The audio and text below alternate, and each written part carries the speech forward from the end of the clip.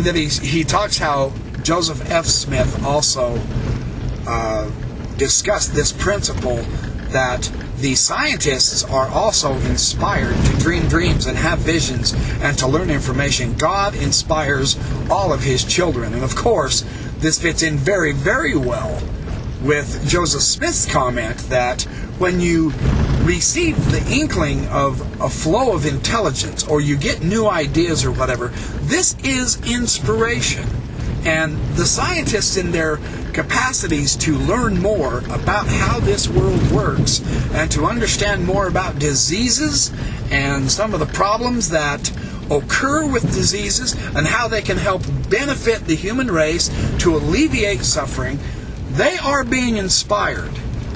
The intellectual and the scientific knowledge is an incredible part of God's work. Even Joseph F. Smith said the dreams and the inspiration and the ideas that are going to be had in the last days, they are not limited to members of the church. The scripture in Joel chapter 2, I believe, does not say that. It says it will be upon all flesh. And in this day, this knowledge explosion, this amazing tour de force of information that we have, Meldrum and Stephens, they mention some of the amazing amounts of information that is now being had in the scientific journals and the scientific literatures. And I want to share some of that with you also to show you that we are in a remarkable age, and it is an exciting time to live. It is an exciting time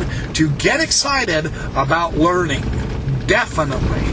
And so when I get back home, I will share some of the particular details. But I just want you to understand for right now, evolution and science are allies with Mormonism. And I know that goes against the grain with some people who have studied this subject, and I will try to show why two LDS biologists say and show, and I believe them. I think it's a good tack to take, along with Ken Miller's excellent analysis of the power of evolution and how evolution does not lead to atheism. I think that's extremely exciting. I think that is a fun way to approach this subject. So anyway, this is the drive through the country that I'm enjoying. It's quite a beautiful vista. A lot of hawks out, a lot of birds, a lot of wildlife. So okay, I'm done blabbing for now. I'll go put my ugly mug in front of the camera, and we'll continue on our talk with evolution and Mormonism. I'll read some of the statements of the brethren to you to show that they have taken a neutral stance, and that, well, James E. Talmage and John A. Whitstow and Henry B. Eyring, they didn't see contradictions between evolution and the gospel.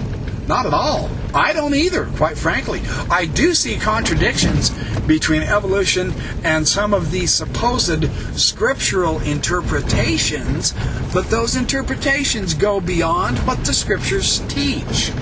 And this is important to understand. If they go beyond what the scripture actually says, including in the Book of Mormon, 2 Nephi chapter 2, verse 22, about Adam and Eve in the Garden of Eden, if they go beyond what the scripture actually says, then I don't see why we have to accept that tradition as scripture.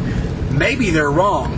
Maybe they've been misinterpreting the scripture, and it's caused a problem between Mormonism and evolution, and there doesn't need to be one. There is not a problem with true science and true religion, but you have to understand correctly the true science and the true meaning of the scriptures. And I do believe Stephens and Meldrum show us some remarkable information on Adam and Eve in the Garden of Eden and evolution. So when I get back to my shop, I will share that with you. In the meantime, I'm going to enjoy this drive.